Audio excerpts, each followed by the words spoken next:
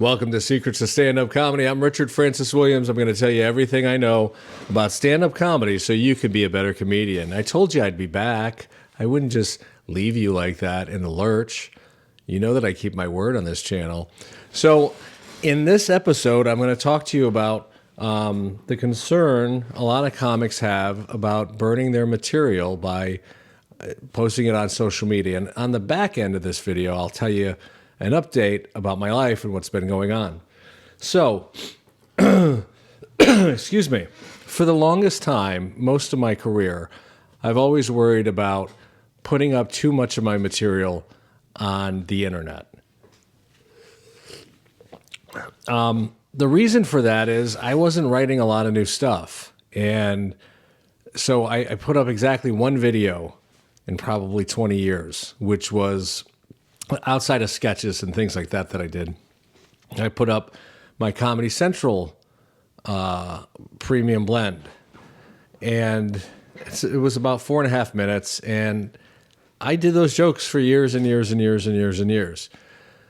So the reason why comics don't want to burn material, what burning material means is once it's out there, it used to be back in the day, if you did The Tonight Show and you did your 7 or 8 minutes, which gets cut down to 4.5, you couldn't really do that material again because the thought was everybody that you're performing in front of probably saw that.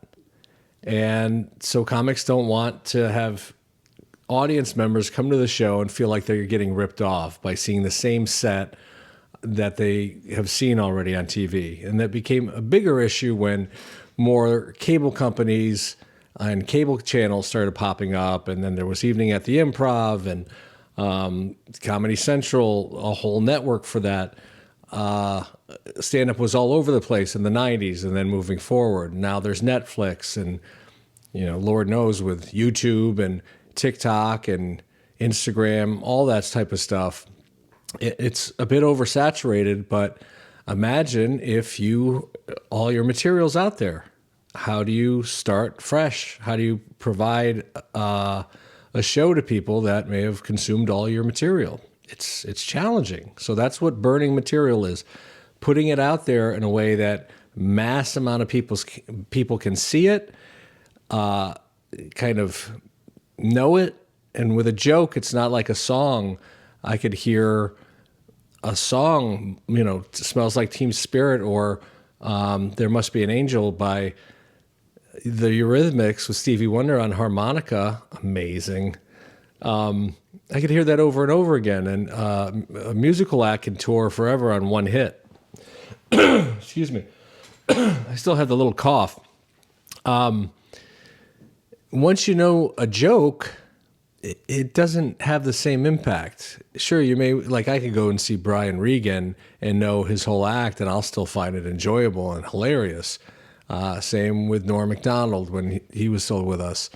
But for most of us, that's not the case. So what's changed?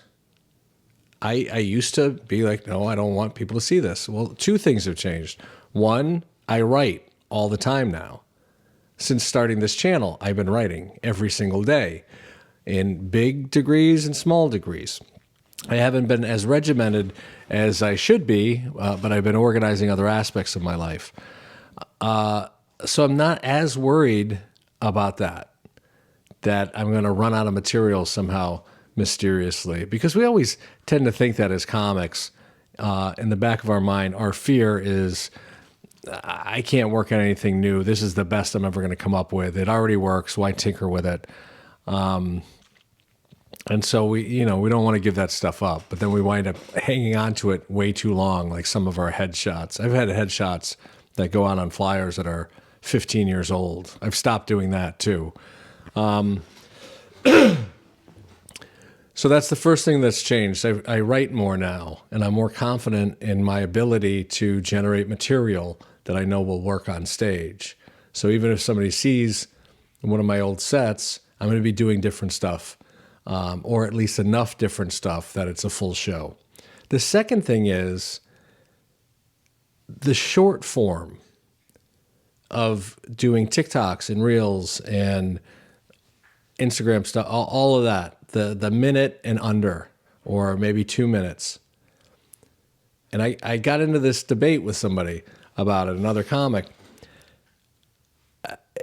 People aren't going to remember that the same way that they would remember a set.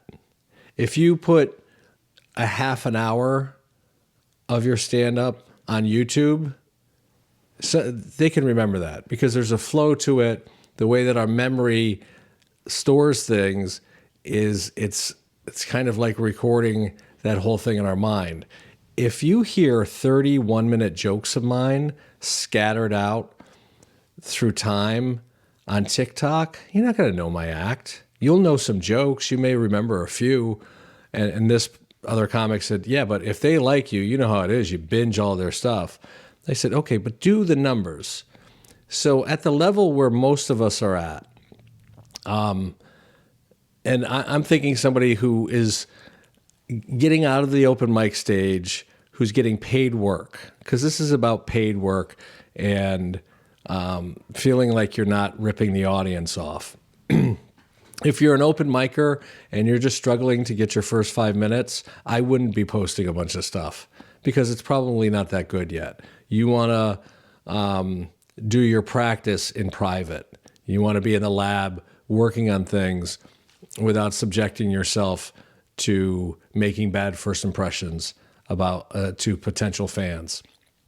But if you're in the level where you're promoting shows and trying to get new fans and people out, nobody's going to binge all of your... okay, so let's say I send out a TikTok and it's got one of my bits in there. I did that with numerous ones. And the biggest one so far, I got 32,000 views on Instagram, Facebook.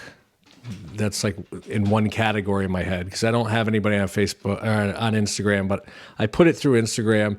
It shows up on Facebook, and it got 32,000 views on it. And I put it on TikTok. It got 18,000 views. So let's say that 40,000 people have seen it. That's in the entire world. Now, what are the odds that out of those 40,000 people, how many of those people are in an area I'm performing in? And now, what's the percentage of those people that are actually going to come to a show? It's very, very small. It's infinitesimal.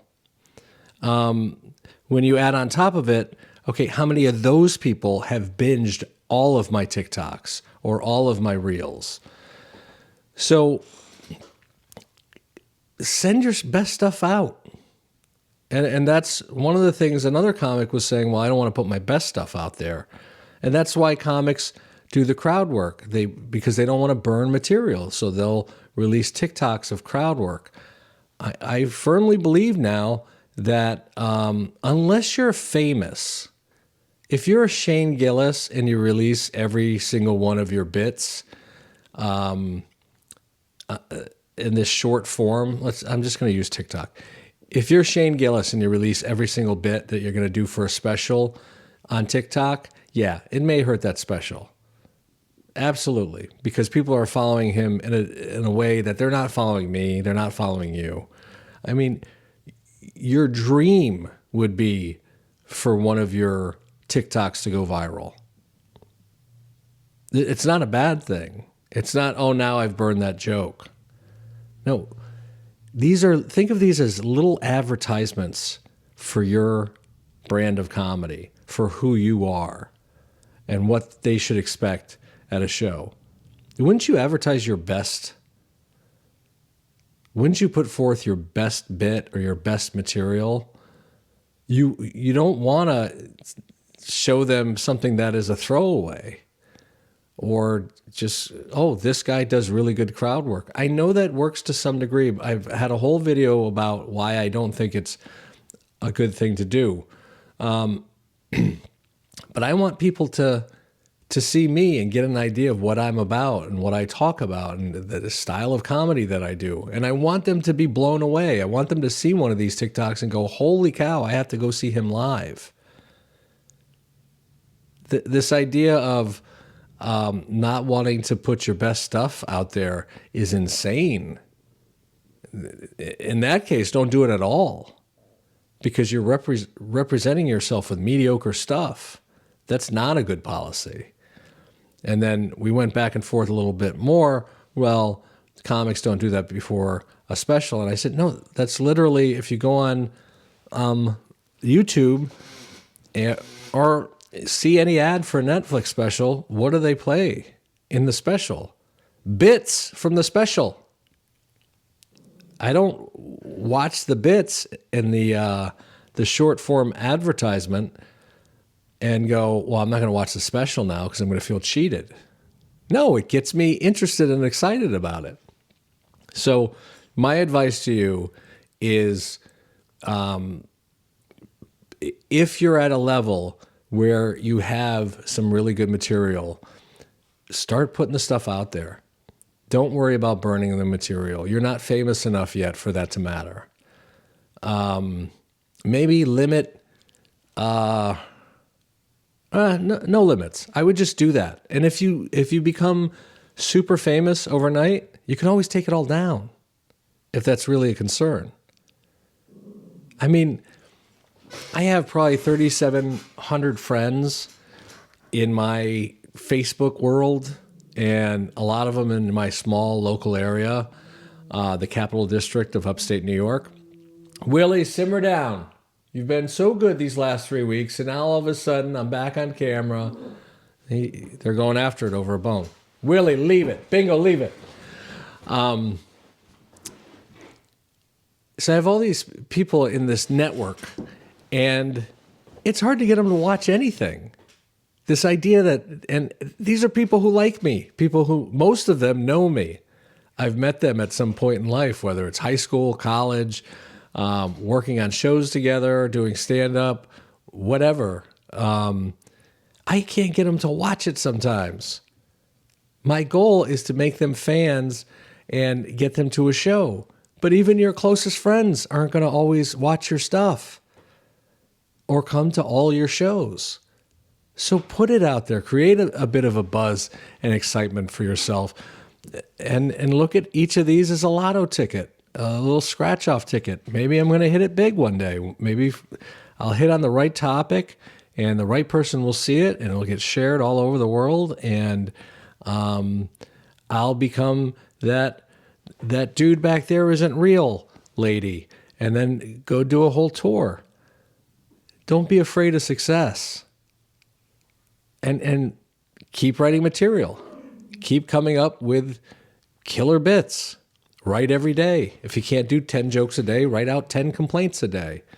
As I've said in many of these videos, you don't have to sit down and say, okay, I'm going to write 10 jokes. The better approach is I'm going to write 10 things that are really pissing me off throughout the day and analyze them. Why am I upset? What am I thinking about? How should this be going versus how is it going? How would I want it to go? All of that type of stuff. The jokes will come from that. That's the natural. If you think in a funny way, your complaints, your gripes, it'll all work together and you'll wind up making fun of it. So don't think like a comedian. Think like a writer, somebody who's just analyzing their life. And your notebook is a friend that you're complaining to. Hey, can you believe this? I can't deal with this. Again, if you're an open micer, you're just starting out, you're trying to get your 5 minutes, don't go crazy with posting stuff because you're advertising that you're brand new and you're probably not that good yet. I'm not saying that to make you feel bad, but it takes some time, and you don't want to make a bad first impression with potential fans, family, friends, loved ones, bookers, other comics. Hold off on some of that stuff. There's plenty of time for that. Get really good. You know, Gavin, I can't say his full Christian name, is an artist. He's a painter. He's not going to show one of his, he's been doing it for 30 years, and he's not going to show one of his paintings before it's done. And he's a recluse anyways, but he wouldn't be showing stuff when he was just starting out. I mean, that's a little bit insane. So, all right, hopefully you get where I'm coming from with that. I've gone from I don't want to show anything online because I don't want people to know my act, to it's okay to do these shorts because they're advertisements and they're lotto tickets, and I'm not putting up full hour sets that somebody could memorize and listen to over and over again. They're quick little hits, get some interest, and create new fans. What has my life been like? I always planned on returning back to this channel. Sarah the lawyer has helped me tremendously. That paperwork is going out this week to clear up my credit. It was to remind you, it was one of the comics watching this contacted me and said, hey, I happen to deal with this particular type of law. I'm one of like 3 people in the country, or maybe the only, I don't know, dealing with the specific COVID stuff and my mortgage where I got dinged on my credit report wrongly.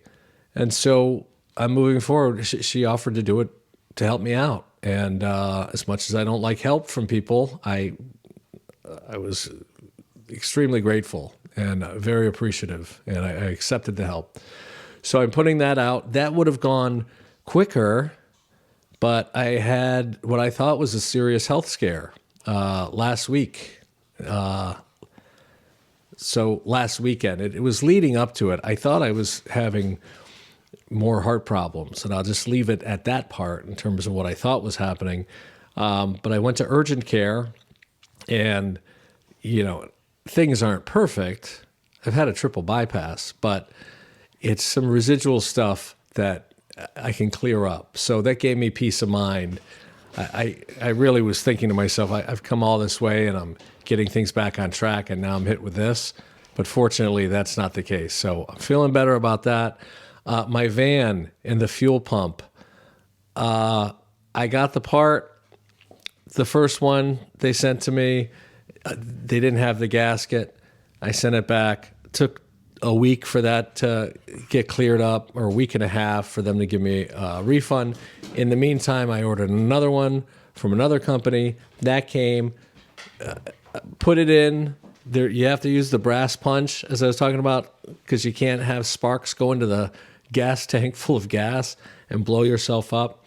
An hour and a half hitting that. The brass punch I had was too small. I had to go to Lowe's.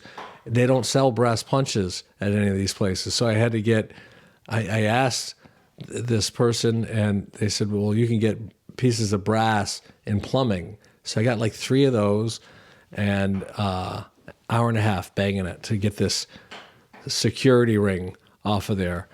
And it moved maybe this much, less than a fraction of an inch. And I'm like, forget it. I'll just save up my money and have it done professionally. Then I came in, I watched one more video about it, and I saw the guy loosen it up with channel grips or some kind of wrench. I forget what it's called now. But as soon as I did, it popped right off. Put it in. It works. Start driving. Boom. Check engine light comes on. It won't show that the gas is going down. The gas gauge is not working. So there's a problem with the sensor inside of that. I had to contact them. And, these people that I'm purchasing it from on eBay don't speak English. Great. So they're doing their best trying to communicate with me. They're sending another one. So in a few days, I should get the now 3rd one. And hopefully it works, but I was able to put it in. There's only really 3 parts to it.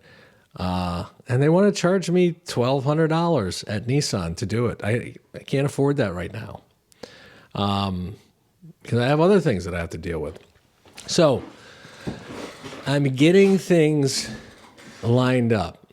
I went and did an open mic this past weekend, this past Friday, at the Comedy Works in Saratoga.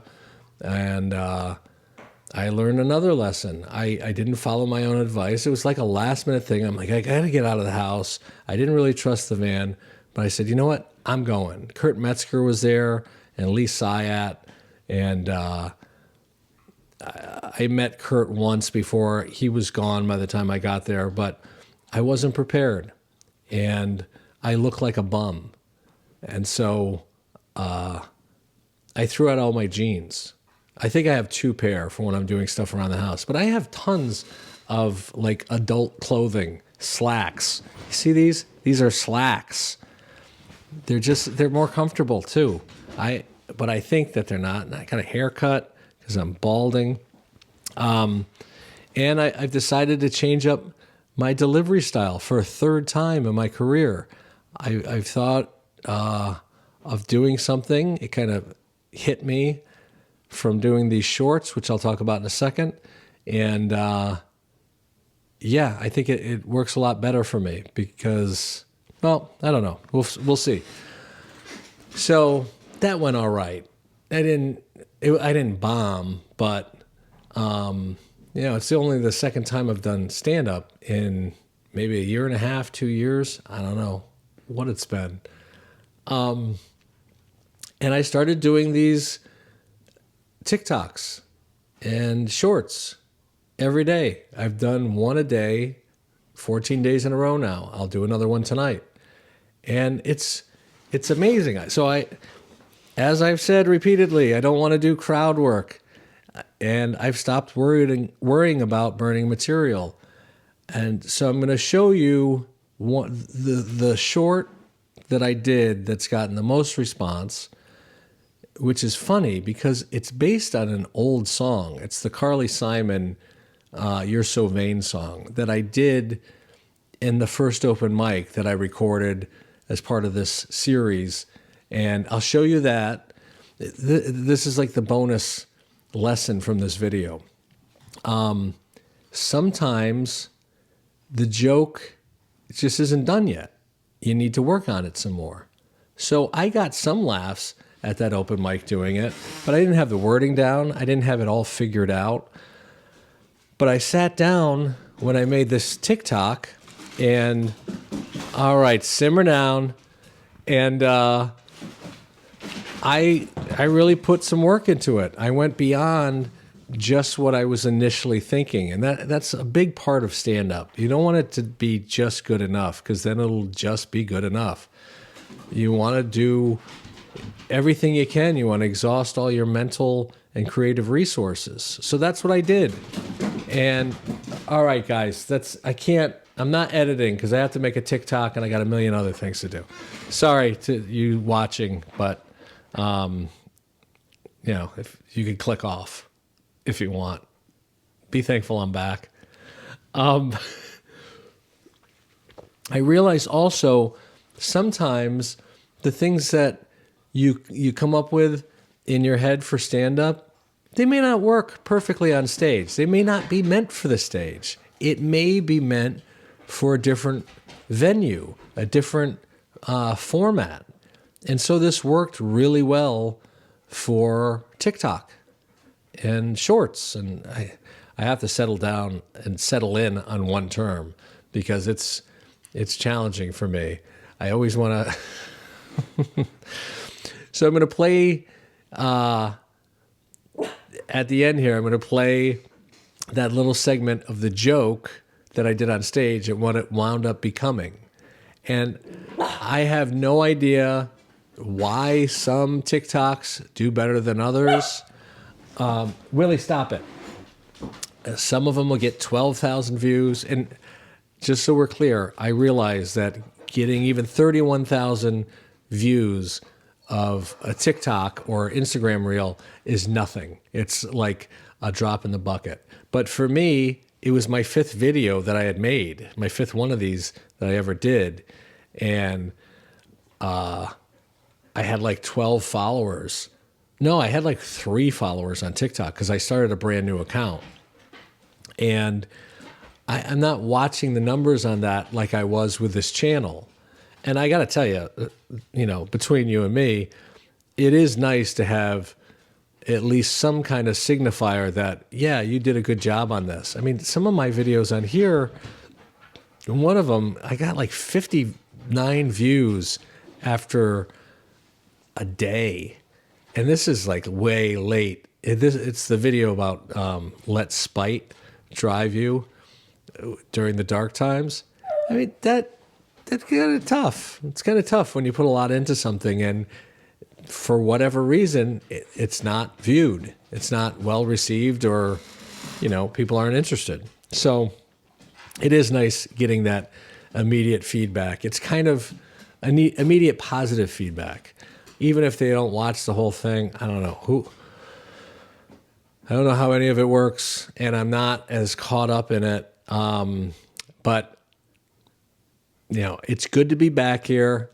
I don't know the regularity of making videos.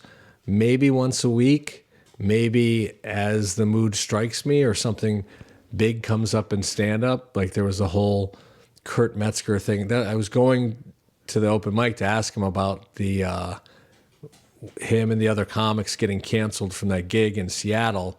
I think the owner of the club, my home club, his son, who is now the owner and it's moved to Saratoga, I think he was the one who booked them, because I think he's the booking agent. So I was going to ask him, but I'm like, I don't want to get involved in the actual politics of it.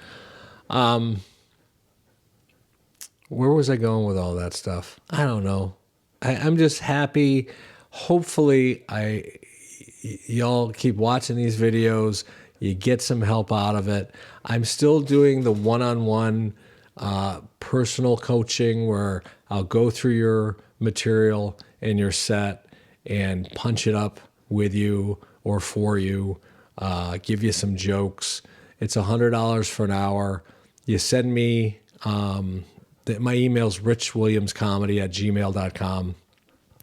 You send me the stuff beforehand, I'll go through it. Then we spend an hour on the phone going through it. What I found through trial and error, the best way to do it is to record our conversation, because so many thoughts and ideas and jokes are flying around during it. You want to be able to go back and listen to it because it's personalized for your act and whatever you've sent me. And I got monetized. Oddly enough, exactly 5 months to the day from when I uploaded my first video, which it's always weird with timing with that stuff. I don't expect to make any money off of that. I originally had all these visions of riches off of the advertising money, but even if I had 30,000 subscribers, this isn't that type of channel where, 30,000 subscribers, if they're all watching your videos, I don't have a product to sell. I don't have a book. I don't want to, it's one thing to help you personally with your career and, punching up your material. That's valid. But to sell you a book that I'm telling you everything that would be in a book right here. But it is nice. It's another little validation of, hey, you did a good job. You did enough and a good job of it to get enough people interested that, we'll share some of the non-existent money that's coming out of your channel. So thank you for everybody who subscribed and leaves comments and thumbs ups and hits the bell. Maybe my sporadic appearances on here will be more incentive to hit the notification setting, because then you'll be like, oh, he's back? What's wrong with this stupid effing van now?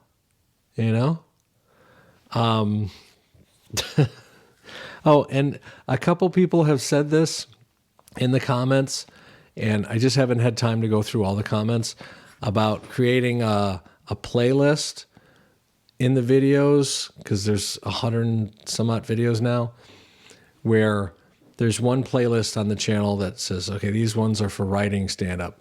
And then there's another playlist, this is all about performing. And, this is all about this. With all due respect, why don't you fucking do it, okay? Isn't it enough that I made these videos? I don't have time to do stuff. I'm barely computer literate. I don't know how to do that. You do it. They allow you to make your own playlist. I have one playlist. It's called Watch Later. Everything that I have on YouTube is in Watch Later. So I have to shuffle through that. So yeah, I'm not trying to be a dick, but I don't have time to do that. And, I'm working on other things, and I get it. You don't want to have to sift through it, but you have the ability to do it too. And maybe one of you want to take that on and go, hey, Rich, here's how you do it. Here's the videos you should include in each category. Then I'll do it. But man, I got a career to try to pursue here. Bingo and Willie, they're eating me out of house and home with their Chewies and their cookies. Do you know what? And Bingo's getting old too. I love these dogs so much. She's a little slow to come upstairs to go to sleep at night. So I moved the bed down into my office where I was originally filming, where I filmed the very first one of these. And she has a chair. She doesn't like to sleep on the bed. That's just me and Willie tucked under the covers. And she sits in her chair. She sleeps in her chair. And I'm sure she's got plenty of time left, but make it easier on her, Like, I'm your Bingo. Make it easier on me. Make the playlist for me. And share it with all the other comics that you're supposed to be helping. Huh? So, all right, we're going to play this. And you could follow me on YouTube is Richard Francis Williams. Facebook is now Richard Francis Williams. Instagram and TikTok, they're all Richard Francis Williams. I haven't been uploading the shorts to YouTube as much because I'm trying to figure out like a daily or weekly show to do on there. And this character that I've always kind of worked on since about 2007 or maybe even earlier, those are the latest. There's long hair and glasses. You'll understand when you see it. I've done stand-up as that character, which is just an extension of who I am. It's just part of my personality. I might just do stand-up like that because I've always been able to write for other people and how I envision their character than I have for myself. And when I do that character, and it's the same name as me. I was going to change the name to Bingo Willie, and I'm like, no, it's just Richard Francis Williams, because all of it's me. It's easier to write, and it's more fun, and it's funny because it's ridiculous. And I told you in another video that I think there's going to be a return to silliness in stand-up and just fun. Everything doesn't have to be political and sob stories and all that. I've done enough of that. I haven't done too much political, but yeah, so now we're going to watch a short snippet of a joke that I did in January, I believe it was, at the open mic, the Carly Simon "You're So Vain" joke. We're going to play that, and then right behind it, I'm going to play the most popular, relatively speaking, TikTok that I've made so far. It was my fifth one. Same joke and what it turned into. All right. Email me if you want one-on-one coaching. Subscribe to or add me as a friend everywhere. And yeah, I've missed you. I didn't even know how this would go because I haven't done it in like a month. So it's good to be seen again. Bye. I know, you're wondering, Richard Francis Williams, what's your beef with Carly Simon? What's your issue with two-time Grammy-nominated Carly Elizabeth Simon? The song was about him. You're giving this narcissist fuel. You're so vain. It was so obvious how many men have an apricot-colored scarf. But she's dined out on that for 50 fucking years now.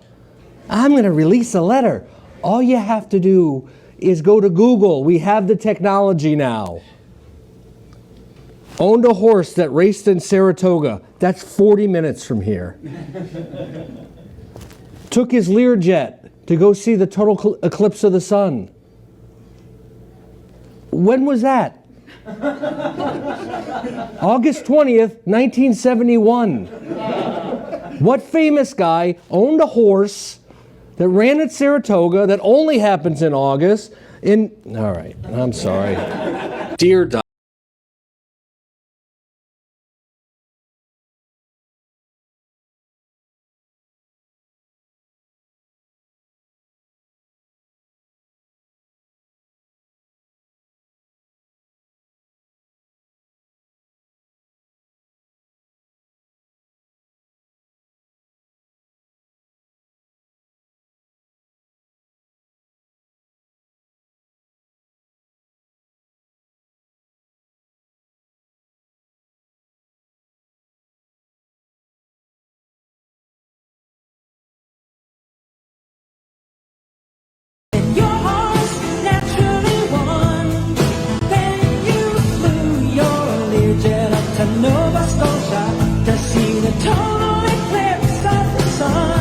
When does the Saratoga race